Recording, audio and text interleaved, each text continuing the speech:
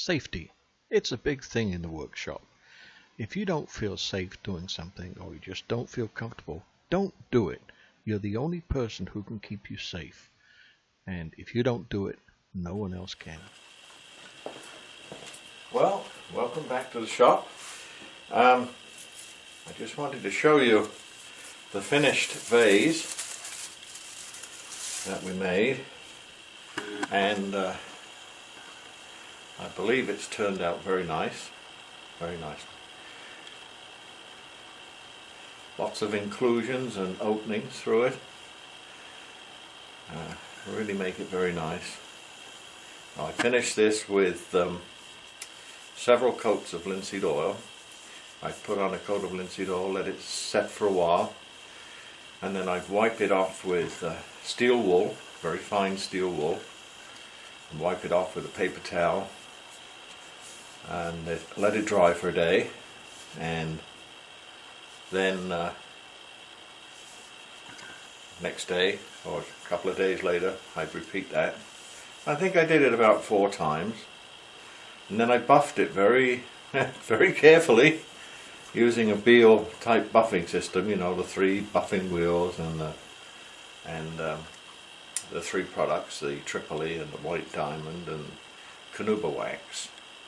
And my wife has ended up with a very nice little vase, and I hope you've enjoyed the video. Now, we did learn some dried hydrangeas here. We did learn, I learned through this process a little bit more about boring. And the progression has not stopped. This, if, as you remember, is the setup with the 2 tool rests that I was using, and I was using this tool here with it resting on the 2 tool rests, with a cutter on here. I did find when I got right down inside that vase that I was getting a little more vibration than I really liked, so I've continued the process of developing a boring tool, changed it a little bit, and I'll just show you the next phase that I'm at, which is this one. And here what I have is a piece of 1-inch bar, cold rolled steel bar, with a 5/8 little piece of bent round steel in here, and the cutter, the same cutter that we were using before, bolted in here with a bolt in underneath, the flat surface on the top, and a very sharp edge. Now this is, what I learned was that the deeper you want to go, really, the bigger the bar has to be.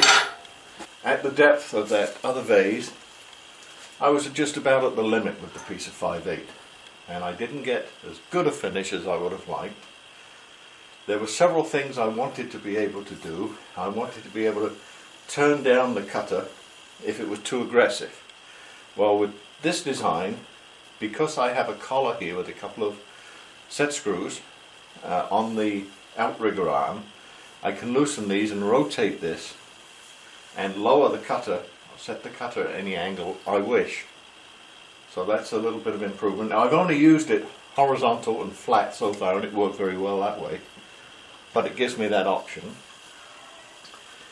There are a lot of hollowing systems out there on that turners use, and this is a little different to all of the ones I've seen, and there may be others out there like it, but it combines aspects of quite a lot of them.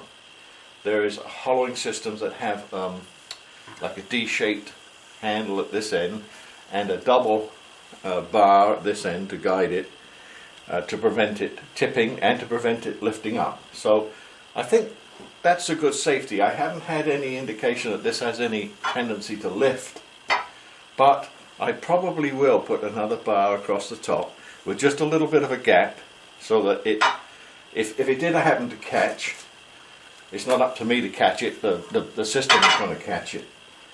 The other thing that I've done that I haven't seen out there is I've mounted the cutter underneath the bar. Most of them that I've seen, they're mounted on the top. Well, for me, I think this is a little better because it allows me to put the cutter in the center of the bar, basically. So when you're in a round hole, when you're hollowing, if your cutter is on the top, it's going to be up higher, and so it means, like, to lower it down, this bar is going to bang on the bottom of the hollowing hole before you can get this down to the center line sometimes. This, by being in the middle, it means I can maximize on keeping the hole just to a little bit bigger than this, and I can still have the cutter on the center line. I have seen a couple of people out there have hollowing systems where they have a spring on a bar across here, and of course we have lasers on a lot of them. So my thinking is, two modifications I have in mind for this in the future. One is to have a spring, or the other is to have a laser mounted from here or from here, doesn't really matter. And the other is to put a capturing bar across the top here, just a strap up each side and a bar across, so that if it did happen to catch, the system would grab it and not me. Now, I tried this yesterday and I was very pleased. I'm just going to give you a quick little demo of how it works, and what I found was that it was better than the previous one. So the fact that it's better is a big plus. Now,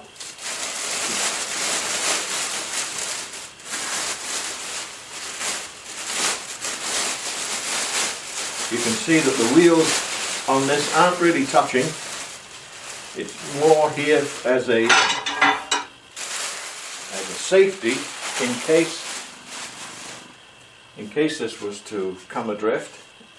There's about a 1/16 gap between the wheels and the edge, and because it's such a small vessel, there isn't really a need to run the wheels against it.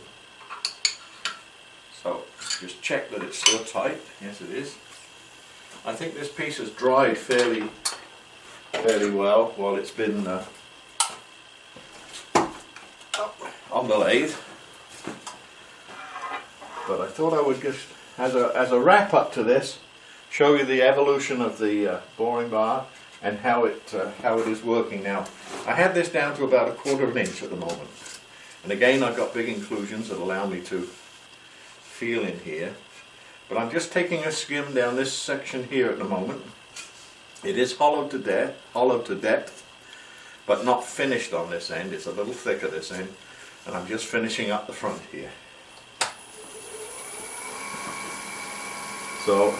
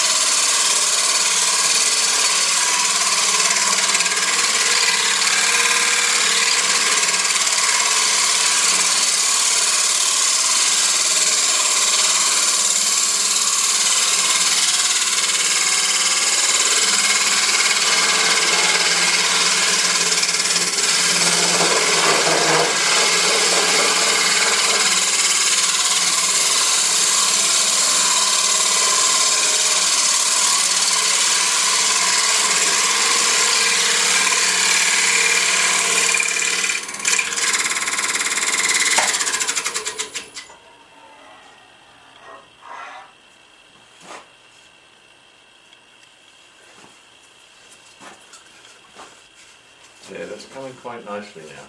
I still have some more to come off here, but I'm very, very happy with how the cutter is performing right now.